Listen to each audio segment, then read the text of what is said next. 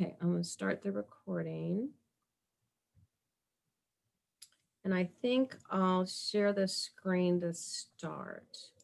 So, awesome. The sound, that screen. I was even thinking here soon, you and I should schedule probably at least bi-weekly meetings or something where we just touch base, because my project is launching and I want to make sure I stay connected with you and begin to really utilize my organization to help what you're doing and your efforts too. But that's after this. Go ahead. That's wonderful. You're just such an inspiration for me. In fact, I watched the other video that's about 5 minutes that was you with all the UNESCO people. I just started crying. I just, you know, I thought, oh, I'm not going to play that one on the video because I don't want to be crying on this.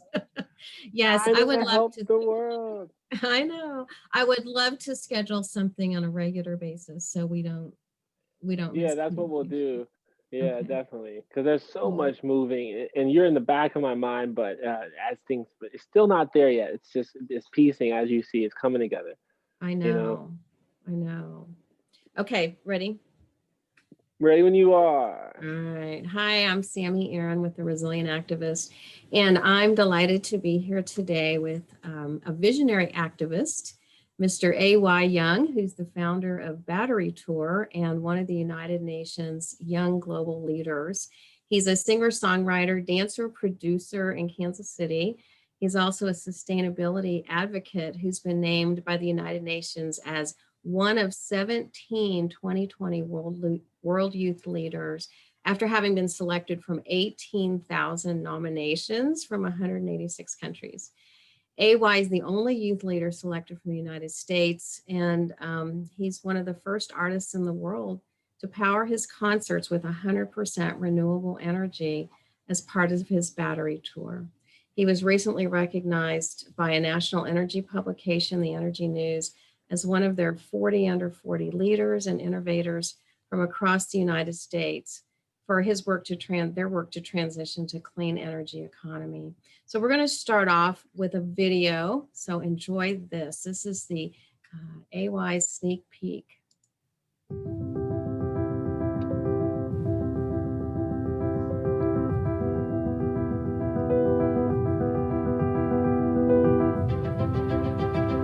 A local hip-hop artist makes an international name for himself. He is the first artist to power his concert with 100% renewable energy. It is a real honor to recognize Mr. AY Young, the founder of Battery Tour. It's incredible. Can't wait for you to see this. The United Nations.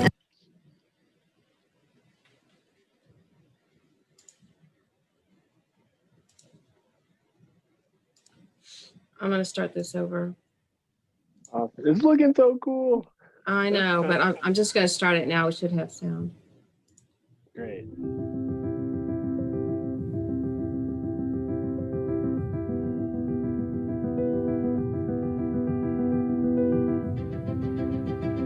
A local hip-hop artist makes an international name for himself. He is the first artist to power his concert with 100% renewable energy. It is a real honor to recognize Mr. AY Young, the founder of Battery Tour. It's incredible. Can't wait for you to see this. The United Nations is now throwing its support behind him. Mr. Young has made a big impact in his young life, born in 1991. He's a singer-songwriter, a dancer, producer, entrepreneur, and sustainability advocate. He's staged and performed more than 800 concerts.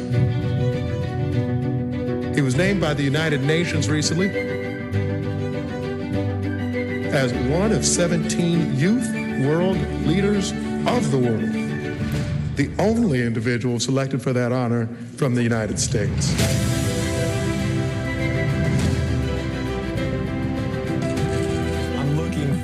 To stimulating this local economy further, bringing entrepreneurs together, bringing businesses together, bringing the world together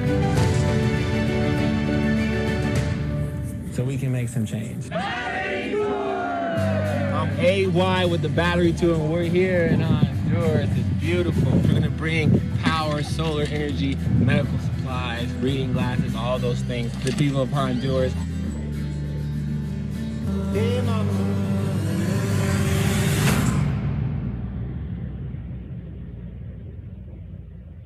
if it's true.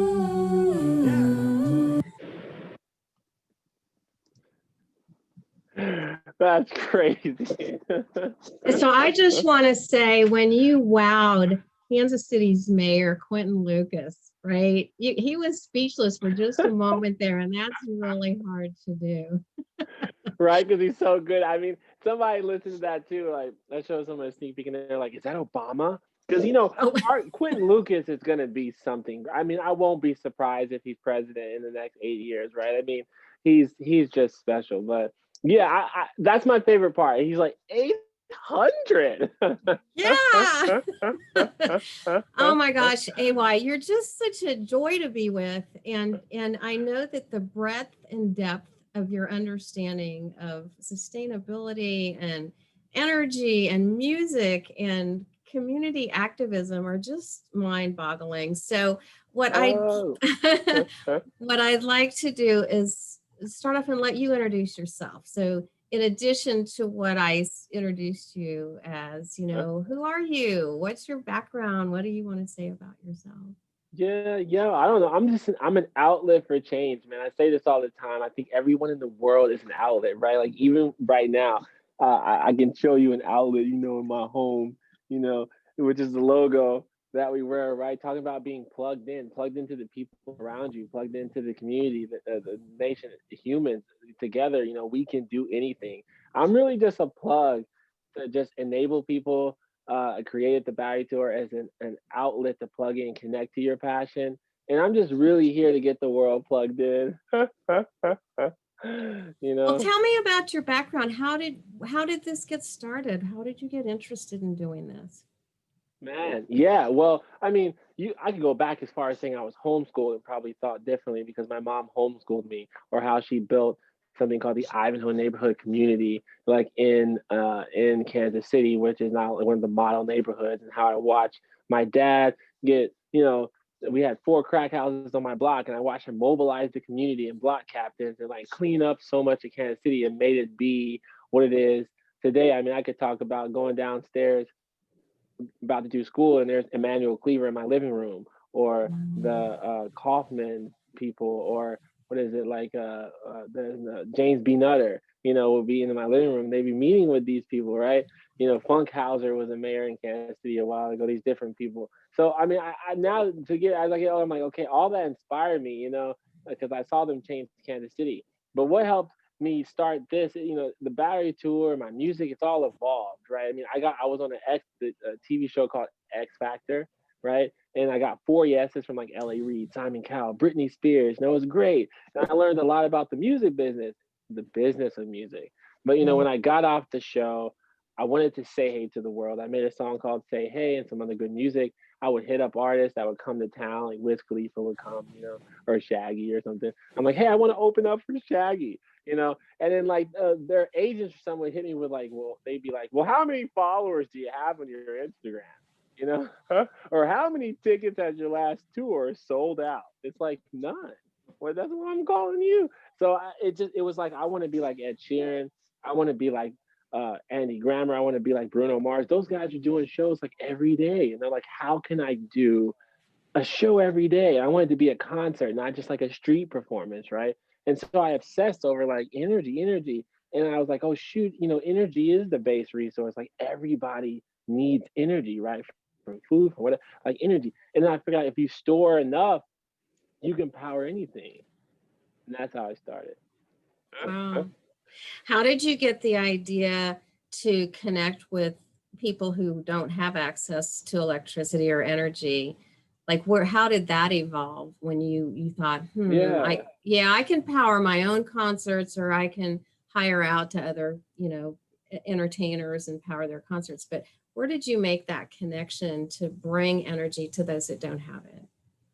Yeah, it was an evolution. It's like I started doing 8 to 10 hour shows, and that's because I looked at Taco Bell and I'd be like, okay, if you work there, it's a 4-hour shift, or Burger King, right? So I'm gonna do 8-hour performances. Now people be like, oh my gosh, that's so long, but that was like normal to me, and I'm in Kansas City, so I picked something that looked like America. white girl that was a singer, an African dude that could dance, a Latino person. I wanted a band that reflect this melting pot that the world is, right? Because we're a little conservative here, and I wanted it to be everything, right? All ages, all demographics, all tax brackets. I wanted to connect everyone. So I say that to say I'm performing. I look back, I see batteries. I'm like, hey, this is the battery tour, right? That's how I got the name. And then people would donate, like, yo, bro, we love your mission, your music, da, da, da. Here's $5. We're your outlet. We power the tour, right? So I'm like, oh, shoot, you're right. You're an outlet. She's an outlet. The person that 70-year-old woman over there, she's an outlet for change, and all plugged in, we can do anything. So I started taking the donation money that outlets would give me from city to city and state to state, right? To get the world plugged in through music, music universal language. The battery tour kind of evolved. It became a platform to promote, develop, to deploy like sustainable solutions. It would bring in like-minded individuals. Like if you're an activist and you had something to say, it'd be a platform for you. If you're an artist and you want to perform or do one song or open mic, it was that for you. It was a dance party as well. Cupid shuffle, cha-cha slide. It was all of these things. If you were a business and you had a product or something that was sustainable, right? That's a perfect place to showcase it. So it became all of these things while I was traveling and doing this. And, so I ended up opening for Wiz Khalifa. I did a 3-city tour with Shaggy. I opened for Aaron Carter. I opened for T-Pain. I did all these things while doing, all this touring. And that's when I discovered through going through the US that there's places that don't have internet. There's places that electricity shuts off at like 7 o'clock. It's crazy. I'm rolling into a town and I got enough power to do a concert. So I was like, okay, well, music brings everyone together, right? I mean, it's a universal language. So let me just use that to literally get the world plugged in, right? So that's when I built the outlet. I call it the outlet, and started using the concerts to really just raise money to send one person, one village, like one place access to energy. I think it's all about one action every day toward your dreams and goals or toward like this sustainability like thing, right? And if we all take one action as outlets, we can change the world. Wow. Yeah. Wow. Okay. So was that all one sentence? Yours is like, it just flows out of you. So I'm curious about the energy that you do send to other places. And you had like a box and a solar panel, and like, is that a particular thing you created, or? You're talking about, I got some crap on it right now. It's still charging though. These are, okay. This is the resolution, the state resolution from, that's from Mayor Quinton. This is the congressional record from Congress talking about the battery tour and what we just did. Cool. That's an article in the news. That's the state resolution, Missouri, the Missouri state resolution. And then that's the outlet. And that's what you're talking about. Yeah. Right? Where yeah. you can plug the solar, stores the battery in there. And so how long will that battery last? So once it's fully charged, and let's say you don't actually plug anything into it, or how much time, how much energy, time-wise, how much energy would that produce when it's fully charged or whatever? Yeah, I mean, so now you're getting super technical, right? Like a lot of people get super technical, and it can get really confusing because energy is very complex but simple at the same time. It's like I could plug a cell phone in there, which that was designed for cell phones. It wasn't designed for concerts. I'm using it out of application. At the end of the day, I was trying to address the issue where there's billions of people that lack access to energy. A lot of them have to pay for their food on their phone. And so they have to walk 5 miles just to charge their phone to buy food at a marketplace in Haiti or Honduras, right? So that's what that was developed for particularly. Now, your Android phone might take more power than the iPhone 12. Like, it's so hard to know like how, what I'm saying? So with that being said, if that's like has to be like truly like trialed out, and this is a prototype, even though I've powered over 800 concerts, it's still not, tested in every arena. And I'm also using it out of application. I will say that I'm able to do 8 to 10 hour performances. I also know that if the sun's out, it charges technically while using it, right? And I aim to, as I always talk about, I want to work with Tesla. I want to work with Elon Musk. I want to work with some of the biggest and best in the battery storage and solar space in the world to now that I'm a young leader and the only one in America, man, I want to utilize that to work with the best the world has to offer to do something really great, right? For people, for music. So that would be the goal, I'd say, with it, right? Let's build something better.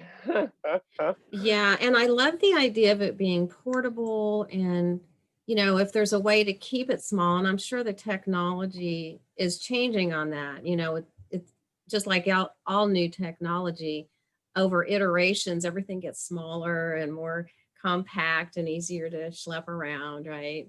Yeah, I mean, Um, like the battery in your phone, right? I think the yeah. lithium is probably in your phone. So there's different kinds of batteries, right? There's Mhm. there's different kinds. There's the battery in your car. There's lithium. There's all these, right? So, and there's a lot of great stuff out there. A lot of people doing great things overseas in Japan and Asia. There's the whole continent is doing some crazy stuff. People are doing great stuff around the world in general when it comes to storing energy or battery technology. So what I'm doing can amplify or can be better based on the technology that's being used, right? It's like buying a cheap battery at the dollar store versus maybe getting the Duracell Maxes.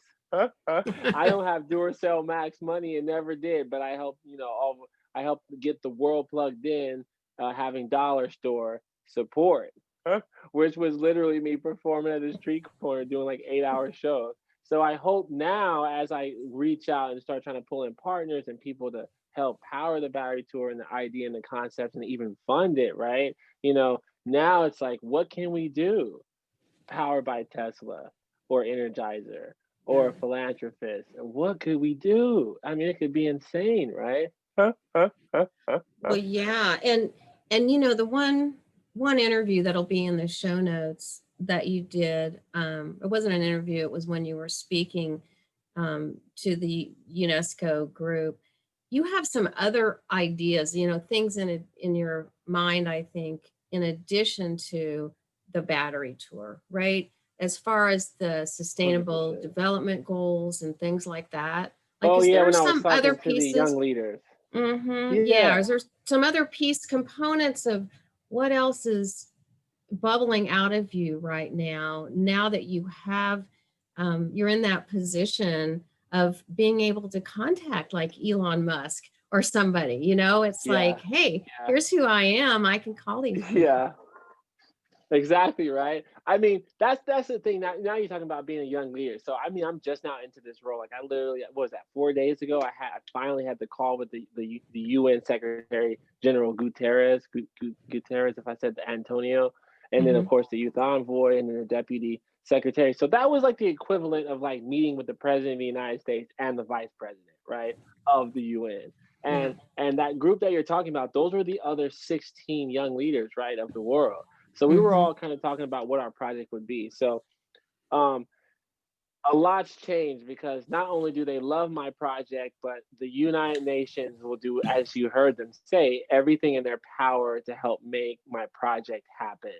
And so what I did was I laid out a project in 3 steps that I want to start quarter 1, January, and that's to do an album, 17 songs, one song for each sustainable development goal. So whoever is Mhm. listening, if you guys listening, you're like, what's the sustainable development goals? They're also called the global goals, right? The global goals of the world, right? There's 17 at all these 100 and whatever countries, including the U.S. Says, man, we got to do these 17 things like gender equality and education for everybody, and clean energy and clean water for everyone, right? So I'm going to do an album, one for each goal, and then the tour, right? Like the world's first sustainable tour, which we know it's battery tour, just scaled up, right? 17 days in the US, because I'm the US leader, right? So let's do it home first. And let's get the US behind me, the entire US. Let's plug the America in. And then the third step is I'm gonna release a guidebook and a roadmap after the tour to share with all artists globally. This is how you tour sustainably. This is how you make a sustainable album, right? Because also the album I'm gonna make is gonna be Mhm. completely sustainable. I'm gonna do it powered by renewable energy and not fossil fuels. I'm gonna do it sustainably. And then all mixed in with that, we're doing a docu-series, right? A 2-season docu-series for streaming television, Netflix, Hulu, we hope Apple TV. 2 seasons, 1 season for the music, 17 episodes, and then 1 season for the tour, 17 episodes, right? So that's what I'm launching. And just to throw a little bit more out, the idea is to work with the best the world has to offer in every facet of humanity. That's the biggest and best TikTokers, Instagrammers, YouTubers, artists, entertainers, and then of course nonprofits, right? Companies and corporations that care, believe in social responsibility, or connect to one of those 17 goals, right? Which is really all of humanity, because there's a goal that someone applies to, you know. So that's the goal, and that's the approach I've taken. And with that being said, the things that are occurring, I mean, I just got connected yesterday, with Matt Damon and Gary White, who made water.org, right? And then Scott Harrison over there at Charity Water, right? Which is like the biggest in getting people clean water. But I mean, aside from that, I brought in Brian Kennedy, 5-time Grammy winning producer. So, we've connected to Lady Gaga and Stevie Wonder and Earth, Wind and Fire and Rihanna. And the list is going on with Garth Brooks, Keith Urban, Billie Eilish. I mean, the list keeps you right. So it's like, how can we work with the best the world has to offer to achieve the global goals of the world? Wow. All right, so I'm going to put a link to the SDGs in the show notes so people can learn more about those, because that's good. And so here's what I want to ask you. Your background, you started off with the great inspiration from your parents as neighborhood and community activists. Your living room had mayors and Congress people, and right. So you started off with some great support. What didn't go well? What's been difficult for you, or what has felt a little out of your range, or anything at all that didn't just flow because you flashed your ingratiating smile and it didn't always work? I'm gonna guess it didn't always work. So right. I mean, it looks like everything, I guess it might look like everything came easy, but it didn't though. I wasn't like Justin Bieber. When I watched Justin Bieber's Never Say Never, it's a great movie. I love Justin, but Justin was doing music when he was like, what, 5 or something? Like, oh, he was always doing music. Like, I wasn't though. Like, I didn't really start music until like 17. My mom and dad didn't even let me listen to really rap music because it was like secular music, So like, I didn't really I used to write poetry about like the Truce Divide, like stuff that I saw, like you could drive down Truce and get to the plaza and it's like another world. It's like, it looks good here, but over here, so I would write about it. And it wasn't until my brother was playing the guitar, because he picked it up at 16 maybe, which was random because like I said, we weren't into music. And I was like, wow, these words I wrote go to the guitar. So, but once I discovered music, I applied this idea of hard work, 10,000 hours. I mean, that's what I put into my basketball career that got me to play Division I basketball. It's always about putting 10,000 hours in. It's always about working toward your dream every single day. So it's funny because people see this, they must think that it's so easy, but like, just like when Quentin goes 800, like I did 230 shows last year around America in 39 different states, and like, can't tell you how many different cities. 230. Most art, that's unheard of. And then we're not talking about 30-minute sets. I used to laugh because, like, recently I heard some artists, I don't know, some big name artists, did like a 3-city tour. They did like 3 shows in 4 days. And their sets like 45 minutes. You do 45 minutes and it's all set up and it sounds good to go. And then, you do it and you leave, and they had lost their voice. So, my voice is gone. And I thought to myself, in 3 days, I would have done 3 shows, and each one of them would have been 8 hours, and I would have set up the show, but I wouldn't have just set it up. It would have been set up powered by renewable energy. I'm lugging 100-pound batteries, maybe 2 blocks, maybe 3 blocks. Maybe I'm lucky and it's just 1 block of carrying a 100-pound battery over and over and over again until it's enough batteries to power 8-hour show. Then I have to entertain, and generally there are people walking down the street, or they're trying to shop, or they don't even know who the heck you are, and you're trying to draw them in. Also, all ages, all demographics, and all races, which is tough, whether you're doing Michael Jackson, Prince, or you're doing Garth Brooks or Keith Urban. And then you got to engage the little kids with the Cupid Shuffle, the Cha-Cha Slide, all while still trying to tell them who you are and why you're there, and that it's powered by renewable energy in a 10-hour span. And then you got to get up, and when it's all over, you gotta then find a way to get it back in the car, and sometimes you gotta stop this guy because, yo, bro, can you just stand here so I can just run my speaker to the car, lock it so it doesn't get stolen, and I'll just leave the batteries, even though that's like pressuring my mind because, heck, someone could steal my battery, right? That's every single day, because then once everything's in the car and you did an 8-hour show of dancing for 8 hours and singing and everything, and you're drinking some water, then you got to figure out, okay, how am I going to shower? Did I make enough money in cash tips? Because no one gives cash tips much anymore to even get a hotel room. Probably not. That was a luxury. Never really happened. What city or state we're going to go to, or am I going to try to find a nearby parking lot to go to sleep at so I can wake up and perform here in the morning? That was every day, not for a month, not for 2 months, not for a year, not for 2 years, not for 4 years, not even for 5. And I wish it was for 6, but it wasn't even for 6. That's for 7 years. So,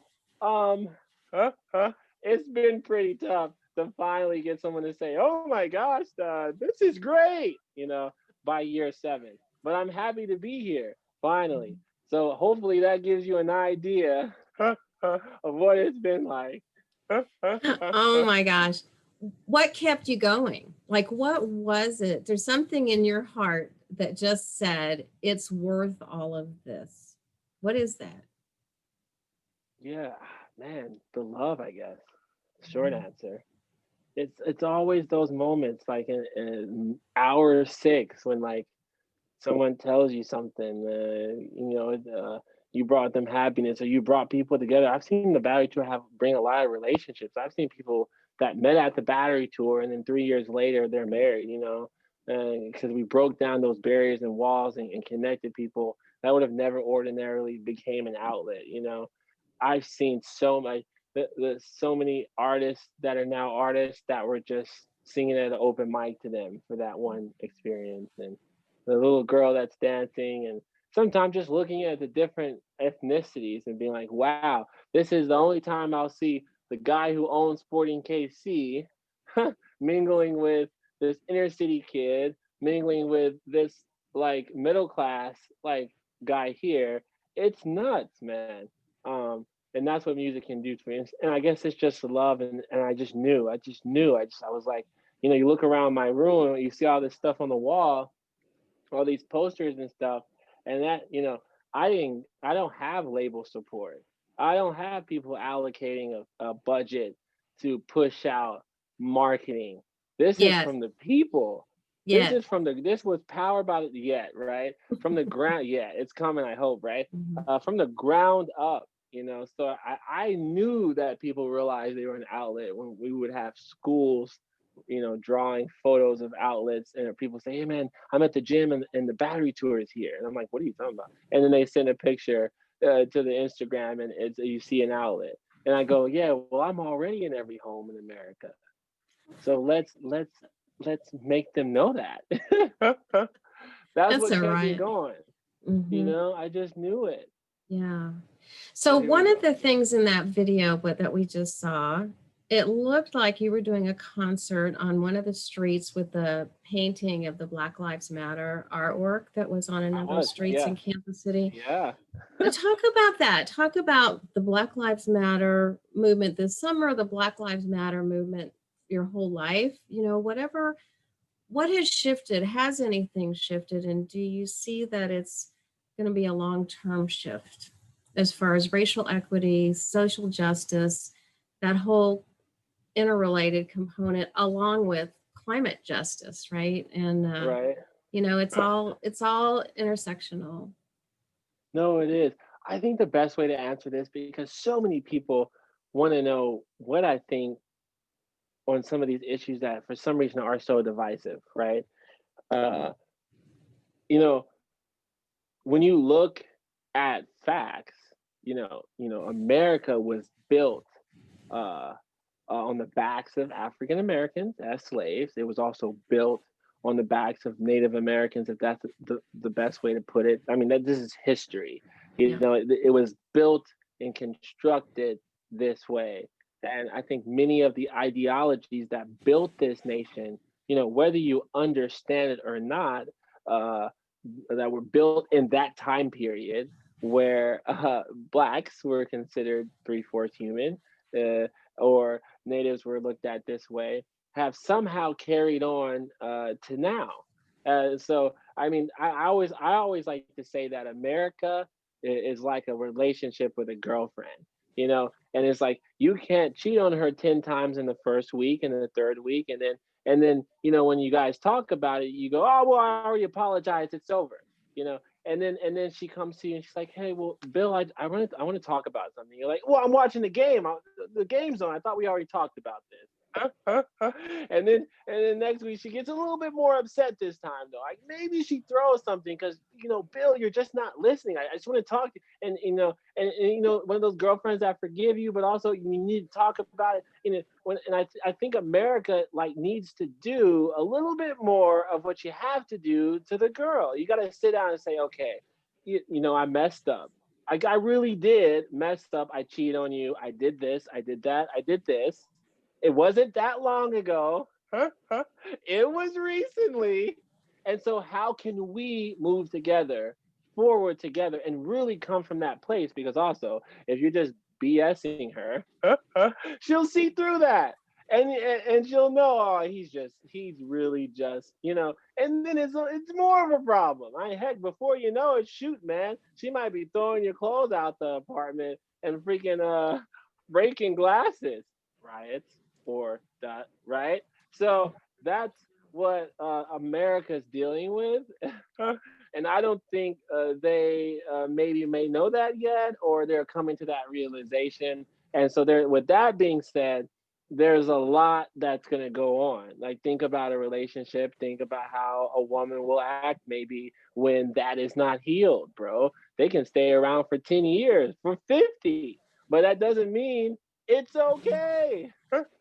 So I mean, with that being said, we're at a really interesting time where a lot of people are plugged in thanks to social media, and you cannot ignore some of these issues. You know, you can't ignore that statue that stood there and stood for this if you look at what it was constructed for.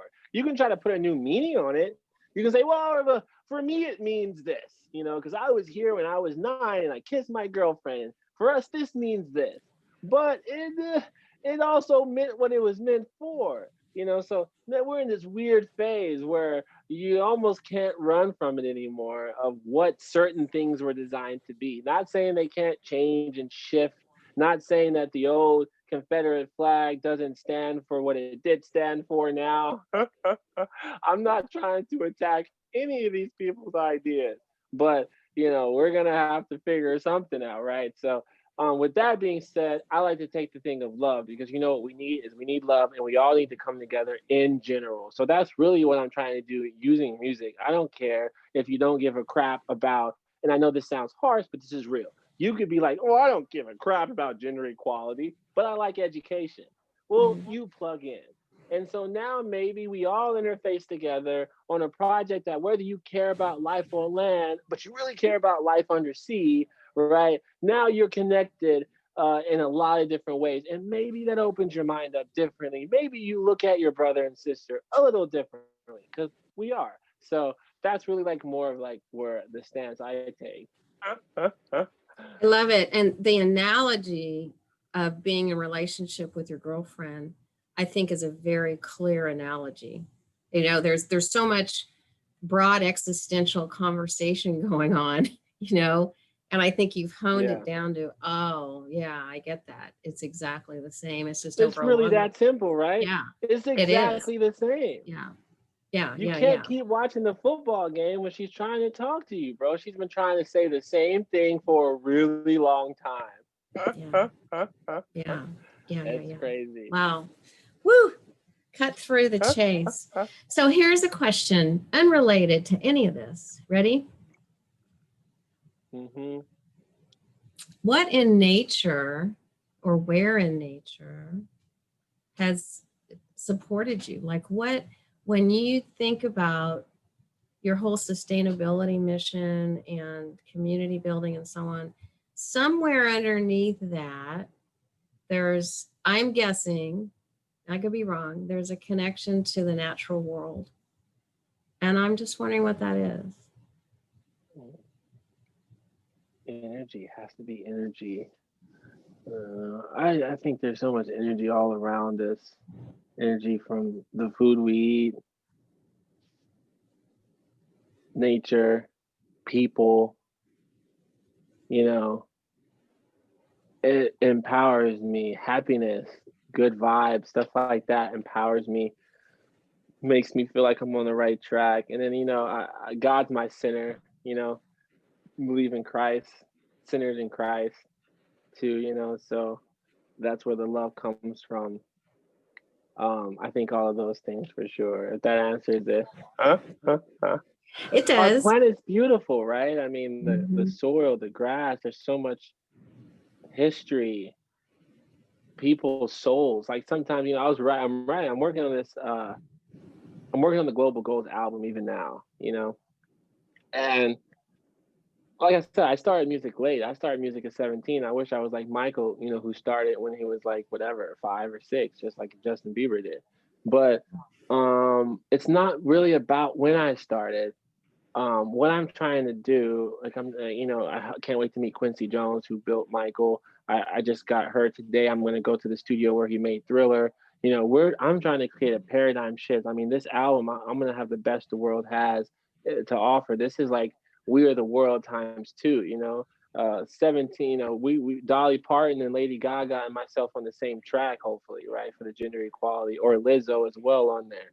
So it's like, I feel like I need superpowers. Sometimes I feel like I am a superhero. I really do. But like in a weird, like I love anime and like, Dragon Ball Z. I think about, but I'm saying all that to say, like, I remember making this song, it was like, they call me Superman. I got the Superman, and I'm saying to Mother Nature, or our Mother Nature or something.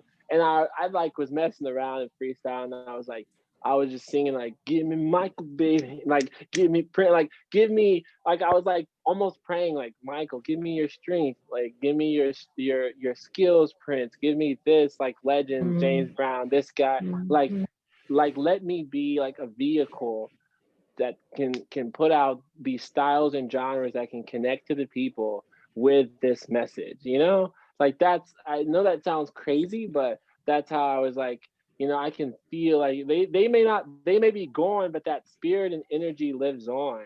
And I just want to adopt that, to be able to like to connect, because they connected. Yeah. Yeah. And I love your always going back to the energy, and finding that energy, because it is that connection, whether it's between different humans or between humans and trees and plants, or between humans and the energy that they use for transportation or electricity or whatever. It's like it really, there's a morning mantra in the yoga tradition and the Hindu tradition called the Gayatri mantra. And it's all about the sun rising every day. And the sun, when it comes up, it touches everything, right? It reflects off all the dewdrops. It reflects off of people's eyes and their belt buckles.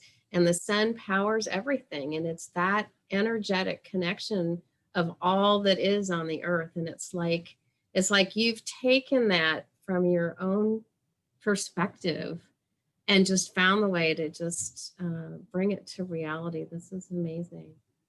Heck yeah, that's well said. That's dope. You're right. Yes. Okay, I have one question for you. Mm-hmm. What advice would you give someone who wants to be a visionary activist? Like, right, that's our new program, is this visionary activist program. And you fit that to a T. Like I said that to you when I asked you to be part of this interview. The vision. What would you say to someone, who has something bubbling up out of them? Maybe they're in the middle of that 7 years of a god-awful trying to make something happen and it's just not happening yet, or maybe they haven't even stepped into it yet. But Yeah, seeing that vision. I mean, that's part of what kept me going, right? Seeing where I saw it, even though no one else did. And now, even though, so much has changed, you got the validation from the United Nations. I opened up for Wiz Khalifa. I did this. The vision still stays the same. People try to get you off track because they come in, they see it now or see a little bit of it, and they want to steer you a certain way. But you've got to stay steadfast in that vision to where it affects every part of how you move, like in your daily life, hour to hour. Are your movements reflecting the vision? Are your friendships reflecting the vision? Is where you spend your free time, if you have any, reflecting your vision. Like all those things, every single thing creates the success of it, the determinant of it, or determinant, is that the word? Like the blockage of it, or if it doesn't get there, or right, like the impact of it too, or the longevity, like the length of how long it takes you to get there. Or you might even miss your timing because you lost track of the vision. So you went this way and the path went a little here, and then the window closed, the door closed, the road is in construction. So now you can't go that route. You gotta, right? Like uh, what if you notice what I'm doing is I'm talking about a whole bunch of things similarly unrelated to like that macro vision. Like we're talking about who you're spending your time with. We're talking about what you're doing every single day from hour to hour. We're talking about what you're reading, what you're consuming, how long you're spending on your vision or goal. Like all of that stuff is what creates the success. The relationships, not burning bridges, understanding people and humans, researching, learning. Every day you have to learn more. You have to. Otherwise, you'll never get there. And you have to do as well. You can't just talk about it or have a vision. You have to do the steps to get to the vision. And it might be thousands of them, man. I didn't set out day one and say, yeah, I'm definitely going to have to do 1,000 shows before maybe I get halfway close to my vision, but it was necessary. I knew I had to perform, knew I had to do it, I knew I had to meet people, I knew I had to network, I knew I had to do all no shoot, now I gotta do, oh shoot, I'm back. I was like, oh shoot, now I gotta do social media. Oh shoot, now I gotta do posting. Oh shoot, now I gotta figure out how to do engagement. Oh shoot, now I gotta do video. Well, no one's here to do it. I don't have any money. I gotta learn how, right? You start becoming an entrepreneur in the path of finding and making your vision happen and staying true to it. So that would be my advice if people could hear the advice in what I just said. Wow. Wow. That's fantastic. It's, yeah, just hearing your vision and how you visualize your vision and how you've not just formulated it, but just been on that path for so long. And I'm grateful that we connected and that for everything that I just know your heart is bubbling up. You're an amazing young American. Thank you. Yeah, this is pretty cool. So we'll reconnect. We're gonna do Yes. more interviews down the road with you. And So stay this is connected. great. I'm gonna have Doug make sure we stay connected because I want to make sure my ears they can't see. I gotta cultivate this city, as you heard in that video. Like that's what I'm here for, man. I'm here to do something that the city hasn't had for it much. I feel so. Let's bring it together, Yeah, everyone. yeah, cool. Anything else you'd like to kind of end this interview on? Anything else you thought you might like to share with the This is Resilient dope. Activist Group? The Resilient Act. Well, I would say that, hey, the Resilience Activist Group, I'm with you guys. I cannot wait to help push forward what you're doing with all I can offer, whatever I can do within my power. So let's make that happen. I'll also say, give me this video because my editor is finishing that trailer, and I'd like to see if we can implement some of this inside of there. So It's send me yours. this video. Absolutely. Yeah, yeah, I'll do it. Yeah. AY, thank you so much for not just all that you do, but all that you give and just the joy in your heart, because it's a big part of the visionary activist mission is how much time and energy we can all put into what we don't want and into all the negativity and all the social media and like everything that just feels so overwhelming and depressing and down. And it's so much more joyful to just look at what we can do, right? And just totally shift and say, wow, here's my gift and here's what I can do.